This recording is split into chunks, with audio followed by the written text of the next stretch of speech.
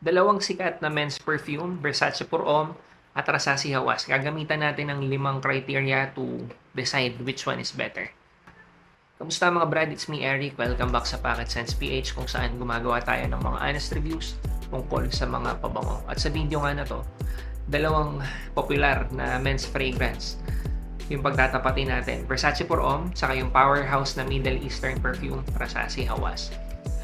Gagamitan natin ng 5 criteria, yung scent profile, performance. Sa performance, magpo-fall yung projection, longevity, tsaka sillage. Kung hindi ka pa familiar dun sa terminologies, may video dito sa channel for newbies na bagya, tinalakay yung mga yon. So, panoorin mo, baka makatulong. Yung third criteria is yung versatility. Yung fourth criteria is complement factor. Yung panglimang criteria, presyo. Kasi importante yung pinag-uusapan ng presyo dahil magkakaiba tayo ng budget. Okay, simulan ko na. Criteria number 1, scent profile. Si Versace Pour Homme, clean, fresh, citrusy. So, amoy malinis. Ito yung type of scent na karaniwang nasasabihan na amoy mabait. Kasi pag naamoy mo siya, may imagine mo parang puti. Ang nai-imagine ko nga na suot na damit ng gumagamit nito, white polo or white t-shirt. So, parang casual na parang may pagka-formal din or sabihin na nating semi-formal. Si Rasasi Hawas, sweet, may pagka-aquatic, bubblegummy. So, kung sinabi kong fresh si Versace Pour Homme, may freshness din na ginigive off si Hawas. Although, hindi kasi yun parang, hindi yun very highlighted sa kanya. Kung si Versace Pour Homme, sabihin mo talaga may malinis. Si Rasasi Hawas kasi more on sweetness eh. So, parang naglalaban yung linis sa yung tamis. Pero para sa akin, mas angat yung sweetness. Masasabi mong amoy malinis pa rin, pero yun nga, naglalaban kasi yung sweetness sa yung amoy malinis. So, more on bubblegummy, ang complex na scent profile niya. Magkaiba yung direksyon na tinatahak ng scent profile na itong dalawang pabango na to. Pero parehong solid. So, siguro for this criteria, scent profile, bibigyan ko ng tig 1 point. Versace Pour Homme 1 point, Rasasi Hawas 1 point. Criteria number 2, performance. So, dito magpo-fall yung longevity, sillage, saka projection. Si Versace Pour Homme, hindi siya kilalang malakas mag-perform kasi freshy siya eh. Parang common thinking sa ating mga frog heads na pag freshy, hindi ganun kalakas mag-project. Yung longevity is sakto lang. Yung sillage, sakto lang din. So, medyo nagpo-fall si Versace Pour Homme doon sa ganung category. Freshy siya. Ang longevity niya sa akin siguro 6-7 or maximum na siguro 8 hours na bago mawala. Totally. Projection, hindi ganun kalakas. Malapit lang sa skin. More on close encounter. Hindi talaga siya yung tipo ng pabango na nagsusumigaw. Sillage, okay yung sillage niya eh. I mean, nag-iiwan siya ng pleasant na amoy. Amoy malinis, diba? Kapag naglakad ka na medyo malapit dun sa mga tao nakapaligid, maamoy nila amoy malinis na scent trail. Pero, yun nga, hindi ganun kalakas. Kung in comparison with Rasasi Hawas, si Rasasi Hawas pwede kong sabihin beast mode yung performance. Malakas kasi talaga eh. Ikwento ko na lang rin ulit, no?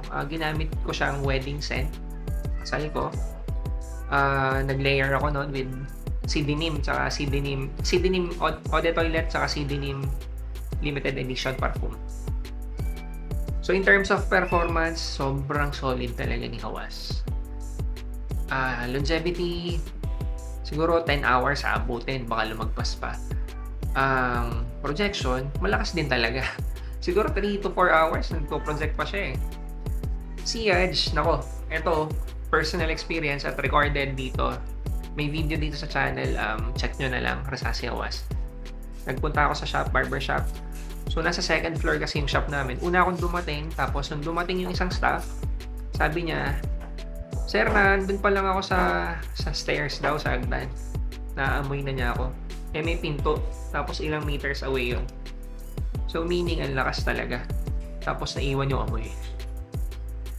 Sobrang daling i-judge ng criteria na to. Sa performance, 1 point for Rasace Hawas. Criteria number 3, versatility. Okay. Dito naman sa round na to, parang ang dali ring bigyan ng point ko yung panalo. Pero pag-usapan natin ang bagya. Si Versace Pour Homme, literal na kahit kailan pwede mo siyang gamitin. Siguro the only time na hindi ko masuggest na gamitin mo siya is yung formal events na marami kasing options na pwede aside from Versace Pour Homme, or yung mga sobrang lamig na setting. Kasi nga, again, may mga better options for ganong klaseng scenario. Pero aside doon, pwede mo na talaga siyang gamitin kahit kailan. Tapos sa Pilipinas tayo, mainit. Kahit nga December sa atin, or kahit nga sinasabi na nating malamig dito, di ba? Lumalamig pero yung hindi pa rin naman super lamig. I mean, pwede pa talaga yung Versace Pour Homme doon. Versace Pour Homme pwede mo gamitin kahit casual, or sabi ko nga kanina, semi-formal. Hindi ko masabing formal kasi parang baka because of the performance, hindi na siya masyadong, alam mo yun, hindi na siya masyadong ma-appreciate. Okay sana kaya lang limiting factor kasi yung performance niya Kung formal ka, baka ikaw na lang yung nakakaamoy halos. Pero anyway, in terms of versatility, sobrang lawak, wide range. Si Rasace Hawas, on the other hand, wide range din naman. Madami ka rin pwedeng paggamitan. Gusto ko nga sabihin, versatile din si Rasace Hawas pero kalaban mo kasi Versace Pour Homme. Limiting factor naman kay Rasace Hawas, since beast mode, since matamis, pwede siyang maging cloying. So, yun, yung isang limiting factor. So, kung familiar ka sa amoy netong dalawa na to, madali lang din i-judge na mas versatile di hamak si Versace Pour Homme. Si Versace Pour Homme yung literal na pang araw-araw, or bibili ka lang sa tindahan, yun yung gamit mo. So for this criteria, versatility, 1 point for Versace Pour Homme. Criteria number 4, complement factor. Ang sarap na ito pag-usapan kasi parehong pabango na to. Madami ako natanggap na compliments. Although, napag-usapan na natin yung scent profile saka yung performance. Si Versace Pour Homme, feeling ko, kaya mahina mag-perform. Para nag-design siya dun sa scent profile. Feeling ko kasi kung malakas yung projection niya, or kung in terms of performance beast mode siya, baka medyo masagwa yung kinalabasan ng scent profile. Feeling ko yung magic dun sa scent niya, yun yung resulta nung hindi ganun kalakas na performance tsaka yung ganitong type ng scent profile. Nabibigyan ako ng compliment pero more on close encounter. Ang common naman na sinasabi lagi dito, may bagong paligo. Amoy malinis. Si Rasace Hawas, mas pansinin.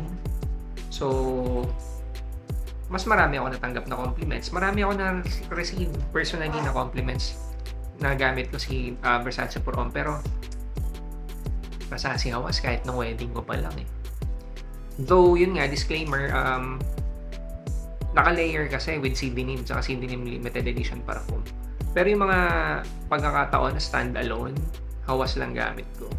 Katulad nga ng isang nasa video na compliment yun counted na compliment yun yung naamoy na ako nandun pa lang sa stairs. Pansinin kasi. So, okay yung scent profile, tapos beast mode performance. Pagdating sa compliment factor, 1.4 Rasace Hawas. Criteria number 5, presyo. So, sinasabi ko nga, dapat laging sinasama yung price kapag mag-compare ng perfumes. Kasi, magkakaiba tayo ng budget. Hindi lahat only fans, hindi lahat kayang bumili ng maraming pabango. Yung iba sa atin, pipili lang kung anong pabango yung bibilin, di ba? Because of limitation nga ng funds. At nakakatuwang pag-usapan yung comparison ng presyo na itong dalawa na to. Parang bihira lang magkaroon ng pagkakataon na Versace, Middle Eastern brand, mas mahal pa yung Middle Eastern brand. Konting background, si Rasasi Hawass, kilala ko na siya nung nagsisimula pa lang ako magkolekta ng Middle Eastern perfumes. 2019. Nung 2019, very well known na siya sa fragrance community. Alam ko nga nun, hindi pa siya ganun ka, ang konti pa lang na supply dito sa Pilipinas.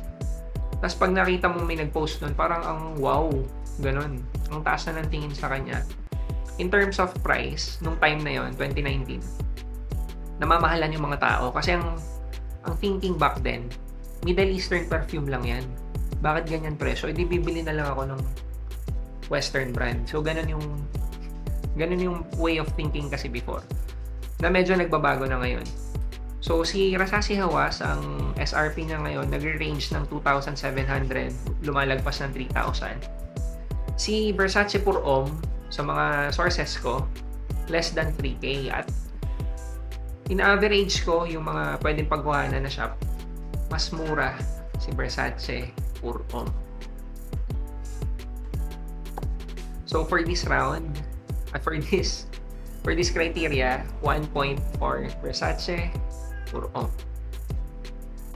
So, based dun sa 5 criterias na sinet natin, tabla, 3-3. Hindi ko sinasabing absolutely correct itong ginawa kong pang-judge. Pero, kung i-base kasi dun sa criteria na sinet ko, tsaka dun sa way of thinking ko kung paano mag-judge between itong dalawang pabango na to, mukhang ganun talaga, magtatay talaga sila. So, lagay nyo sa comment section yung opinion nyo at may mga kasunod pang video, abangan nyo. Salamat.